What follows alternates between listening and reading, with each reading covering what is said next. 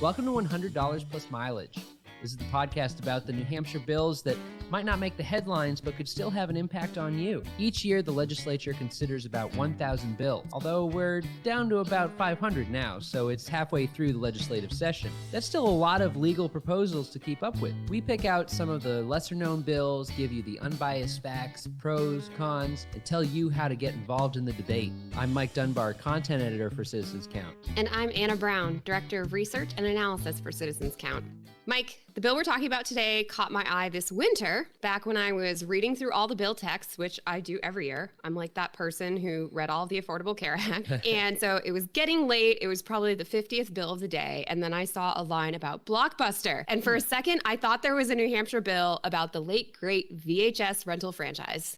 Did you see that documentary on Netflix? There's still one left, Anna. There is. I mean, how cool would it be if New Hampshire was trying to convince them to move, which wouldn't even make sense because then they wouldn't be the original and then we would be back to like Blockbusters growing up. Maybe we can create like a Blockbuster sort of like GameStop sort of situation. But anyway, this is all, I misread. Sorry guys, this is not a bill about Blockbuster. The bill was actually about Blockbusting, which has nothing to do with outdated movie formats and everything to do with housing discrimination. So Blockbusting first appeared in the newspapers in the 1940s to describe Allied bombings in Italy because there were these huge bombs called blockbusters, as in they blew up the whole block. So blockbusting was later used to describe a very unethical real estate practice in notably Chicago, but also other northern cities related to segregation. Basically, realtors would scare white homeowners into selling cheap by claiming black families were moving into a neighborhood. They might even hire a black woman to walk through the neighborhood with a baby carriage or a Hispanic man to drive through playing loud music in his car. And then after buying low, the realtors would turn around and sell to black buyers at way over market prices. And that is an incredibly short summary of just one piece of housing discrimination history. There's so much that happened between redlining and restricted covenants and whatever, but this isn't a history podcast, so I've got to keep it brief. The federal government did eventually address blockbusting through fair housing laws, and some states did as well. So that brings us to today's bill, which is all about New Hampshire's fair housing law.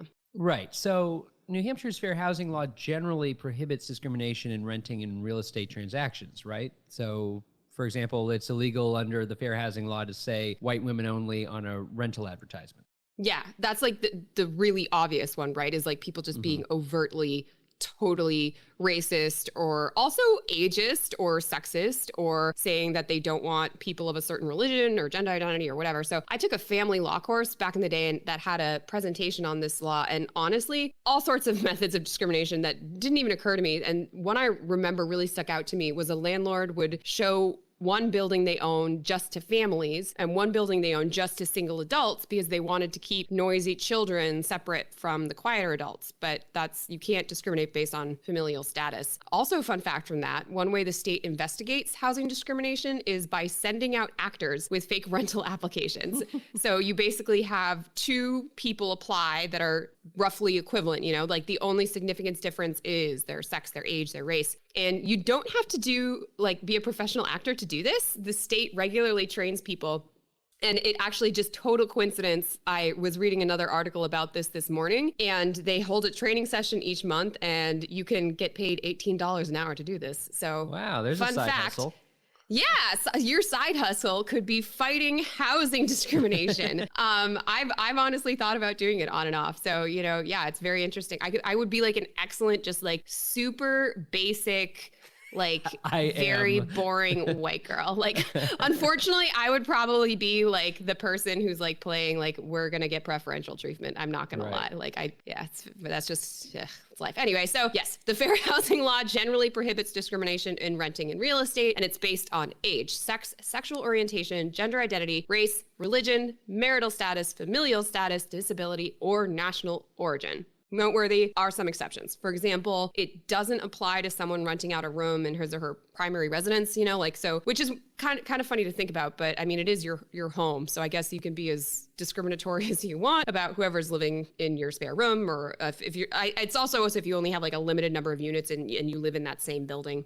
And there are exceptions if it's like housing for older people or housing based on a specific religion. So, if you have to be a member of a certain faith. Okay. So does the New Hampshire fair housing law prohibit blockbusting specifically? The existing law does not mention blockbusting by name, but it does prohibit convincing someone to sell or rent for profit based on representations that, quote, persons of a particular age, sex, gender identity, race, color, marital status, familial status, physical or mental disability, religion, or national origin are moving into the neighborhood. There is a bill this year, SB 126, that would revise the state's fair housing laws to include the actual word blockbusting, and it elaborates more on what all that might entail. Ta-da, we got to that bill. We have arrived at the bill. SB 126 actually does a lot more than that, though, right? The bill also revises the circumstances under which a tenant can stop eviction by paying overdue rent. It also enables rental assistance prior to an eviction notice. And then after all that, it rewrites the state's fair housing law. Right. The bit about blockbusting is actually just a small piece of the rewrite. So today, I want to dig into that whole rewrite of the fair housing law. I was curious to learn where it came from, since obviously the past year has put a big spotlight on racial discrimination.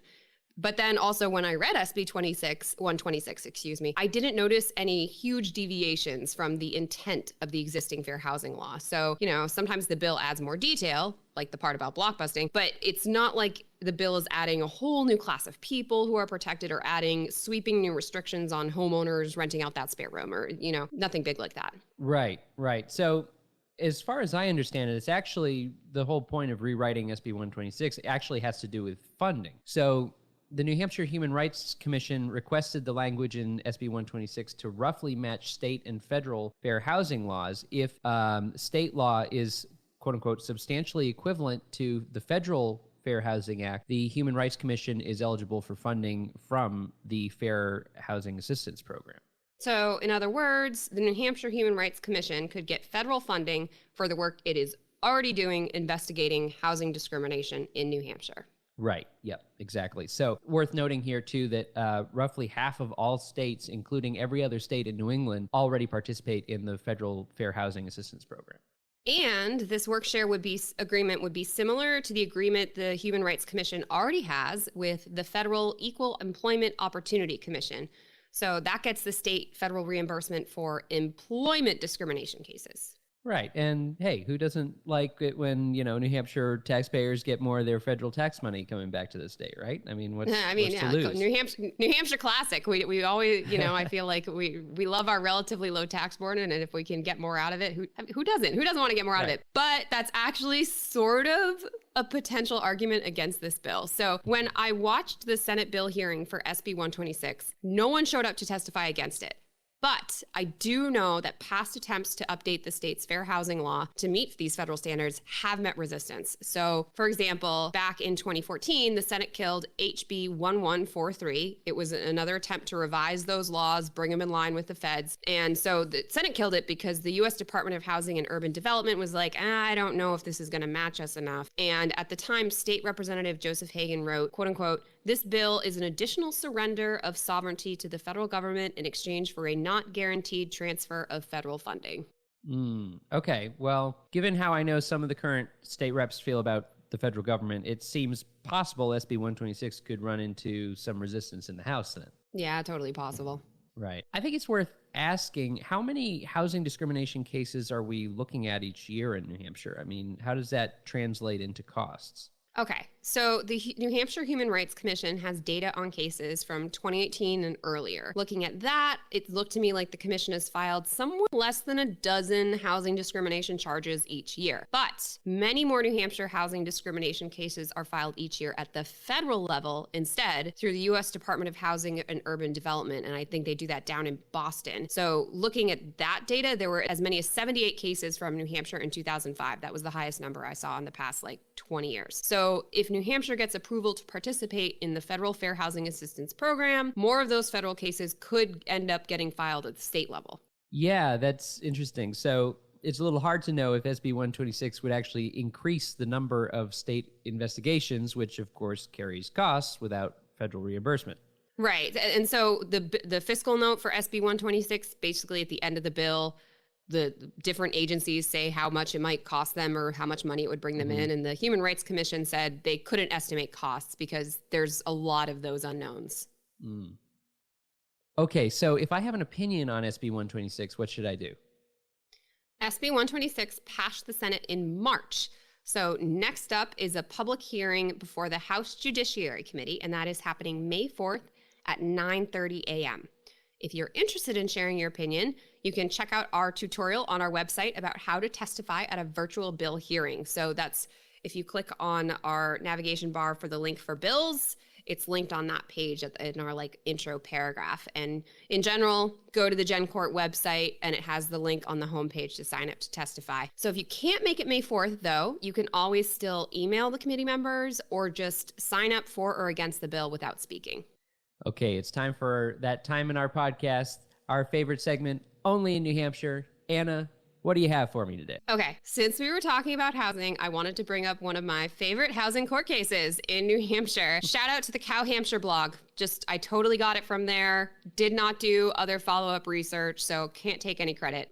This is in 1813, and it's from the War Journal in Portsmouth, New Hampshire. And so a tenant claimed he was renting a haunted house, and it totally went through the courts. So I'm going to read from the article because the article amuses me. Once again, written in 1813. So the defendant proved that he hired and took possession of the house on the 1st of May, not knowing that it had a reputation of being inhabited by supernatural beings, that soon after, a lighted candle placed on a mantelpiece went out without any assignable cause. Then there's stuff about this candle going out multiple times. And then the witness, who was the person holding the candle, was violently seized by the arm, an invisible hand, and turned completely around. 3 exclamation points.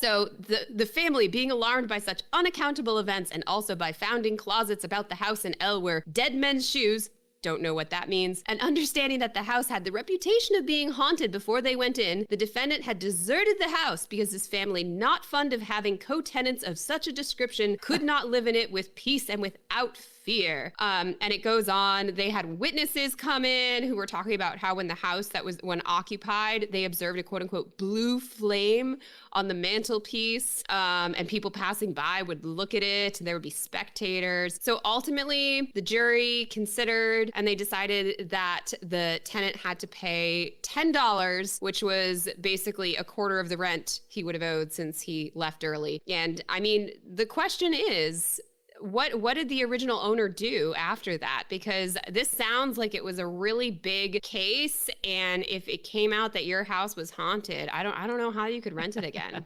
Yeah, that's, as a landlord, you're like termites, water problems, ghosts, really hard to mitigate, I would imagine.